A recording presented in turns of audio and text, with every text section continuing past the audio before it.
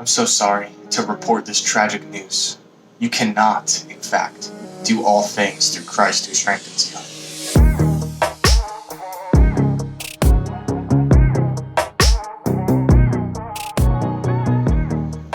Friends, this is one of the easiest and most simple verses to understand if we simply embrace the number one rule when it comes to Bible reading, which is, come on, context, context, context. So what then is the context of Philippians 4:13? Well, it comes from a letter entitled Philippians that was written by a dude named Paul to a church at Philippi, hence Philippians, because they lived at Philippi. Now this guy Paul is actually a pretty big deal. He wrote many of the letters that make up our New Testament in the Bible, so we call him the Apostle Paul. All right, so what was the Apostle Paul doing when he wrote this letter to the church at Philippi? Was he leading his flag football team to a fourth quarter comeback? Was he setting the Middle Eastern deadlift record? Was he knocking out fools left and right to become the light heavyweight champion of the world? Negative. No, he was in prison, actually. Do you know that? The Apostle Paul was in prison when he wrote this letter to the church at Philippi, to the Philippians. That's kind of wild, right? Well, what was he in prison for? He actually tells us in the letter, if we would just open it up and read the whole thing. But this is from Philippians chapter 1, verses 12 through 14, and this is what the Apostle Paul writes. Now I want you to know, brothers and sisters, that what has happened to me has actually advanced the gospel, so that it has become known throughout the whole imperial guard and to everyone else that my imprisonment is because I am in Christ. Most of the brothers have gained confidence in the Lord from my imprisonment and dare even more to speak the word fearlessly. Paul is writing, I'm in prison. I'm in prison for preaching the gospel, but that's actually awesome because now I've been able to preach the gospel to the entire imperial guard. Think like prison guards, right? So every prison guard now had heard the gospel because Paul was in chains. He goes further and says, and actually our brothers and sisters that are still working in churches, they've actually been encouraged by seeing what the Lord has done in and through me, even while in prison. So they are now sharing the gospel all the more fearlessly, and that's also awesome. Now, Paul caps off this section of his letter by writing what has become known to be another incredibly popular verse. In verse 21 of the first chapter of Paul's letter to the Philippians, he writes, "For me, to live is Christ, and to die is gain." So he's saying, fam, no matter what happens to me, I'm good.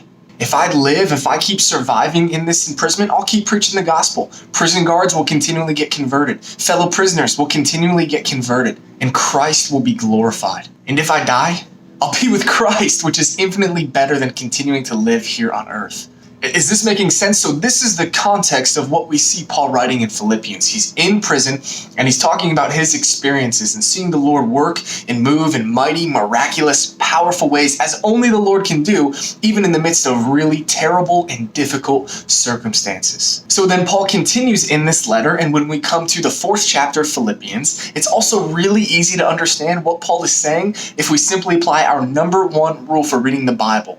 Context, context, context. So we've covered kind of the historical context. Paul was in prison. This is who he was addressing. This is what was happening when he wrote to them. He was literally in prison and seeing the Lord do some awesome, scandalous, glorious things. And now, so that's the historical context. Another part of context is understanding the verses that simply come before and after the one that you're trying to understand. So if we're trying to understand Philippians 4:13, we know the historical context. Paul was in prison. Now let's look at the verses that come immediately before the verse in question, Philippians 4:13. Starting then in Philippians chapter 4, verse 10, I rejoiced in the Lord greatly because once again you renewed your care for me. You were in fact concerned about me, but lacked the opportunity to show it. I don't say this out of need, for I have learned to be content in whatever circumstances I find myself. I know both how to make do with little, and I know how to make do with a lot. In any and all circumstances, I have learned the secret of being content, whether well-fed or hungry, whether in abundance or in need. I can do all things through Christ who strengthens me. Do you see how easy that is? If we just apply the most basic and fundamental rule of Bible reading by examining context, verses become so clear. Philippians 4:13 is the secret to finding contentment regardless of circumstances. This is what Philippians 4:13 means. Jesus is enough. Paul is saying, when I've been rich, when I've had a lot, when I've had food and drink, I'm good. I'm content because I have Jesus, and Jesus is enough. Jesus is all that I need to be content and to find joy regardless of circumstance. And he's saying, when I've been poor, when I've been hungry and homeless, when I've been in need, I'm still good. I'm still content. I still have joy in my soul because I have Jesus Christ, and Jesus is all that I need. Jesus is enough.